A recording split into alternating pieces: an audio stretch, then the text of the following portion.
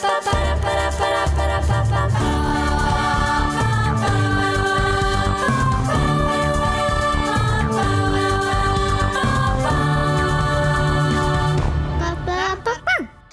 dan, ovo je Mali dnevnik, a ja sam Aleksandra.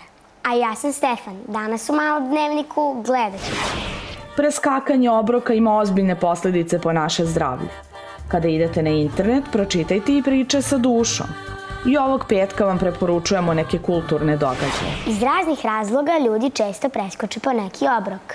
Ali to verovatno ne bi radili kada bi znali kakve su posledice toga. Za mene je glavna posledica to što sam gladna. Ima i gorih stvari. Na primer, tako se iscrpljuje organizam, a onda zbog toga postajemo potišteni i mrzovoljni. Pa dobro, preskakanje obroka ne mora da bude jedini razlog mrzovolja. Znam to po sebi. Kako to misliš? Šta tebi čini takvom? To što nikako ne mogu da preskočim da radim sa tobom. Pa šta da ti kažem, lakše je preskočiti obrok nego mene. A ako idete na internet, obavezno pročitajte barem neku priču sa dušom. O čemu se radi? Je li to neki sajt na internetu? Jeste, i tamo ima mnogo lepih priča o vrednim i talentovanim ljudima. To znači da o tebi tamo nema ništa. Eto, prilike da te najzad preskočim. Kada pomislimo na reč sajt, svi misle na poznate ličnosti. Sa nama je Nenad i on piše za svoj sajt o običnim ljudima. Dobar dan, Nenade. Zdravo Leta i hvala na pozivu. Na sajtu Priče sa dušom ja pišem o vrednim i talentovanim ljudima iz Srbije koji su uradili nešto drugačije u svom životu, koji su promenili svoj život i koji su mnogo maštoviti i kreativni. To su ljudi koji žive u našem komšiluku, a koje možda do sad nismo primetili. Onda verovatno postoji neka priča o meni. Naravno, za neki 10-15 godina, ukoliko budeš imala neki zanimljiv hobi, ako se budeš bavila proizvodnjom neobičnih narukvica ili ogrlica, ako se možda budeš preselila na selo ili odlučiš da praviš zanimljive torte za decu ili možda odeš u inostranstvo pa kreneš da praviš proizvode iz Srbije, tamo, zašto da ne? Kako ste došli na ideju za ovakve priče?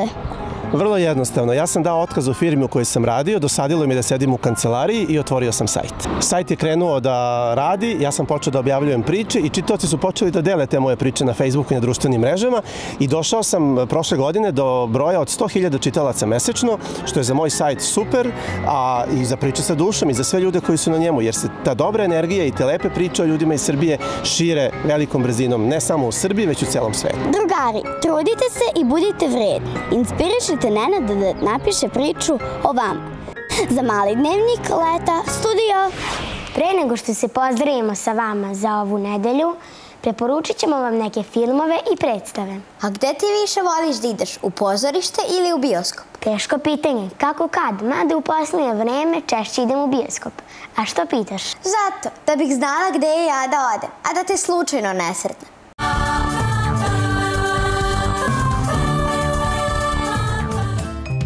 A ako volite da idete u bioskop, sigurni smo da ćete posle ove vesti voleti još više. Naime, u bioskope su stigli i novi Štrumfovi, i to u epizodi pod nazivom Skriveno selo. Naravno, sve je sinhronizovano na naš jezik, a junacima su svoje glasove osim ostalih pozajmili Slobodan Ninković, Tamara Aleksić, Anđelka Prpić, Srđan Timarov i drugi. Nikako nemojte da zaboravite ni na priču o uskršnjem zeki, koja vas takođe očekuje u bioskopima. Mudri zeka Max će se suočiti sa mnogim izazovima u pokušaju da spasi Uskrs. A da li će u tome i uspeti, proverite sami.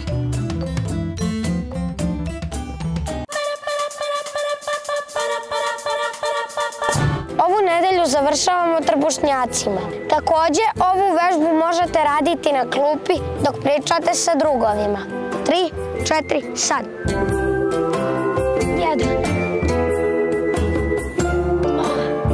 4,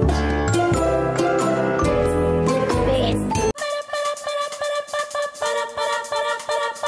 Povetarac je jedna čudna pojava. On se pravi da je vetar, a u stvari nije vetar. Pa možemo to da kažemo i ovako. Povetarac je vetar u pubertetu.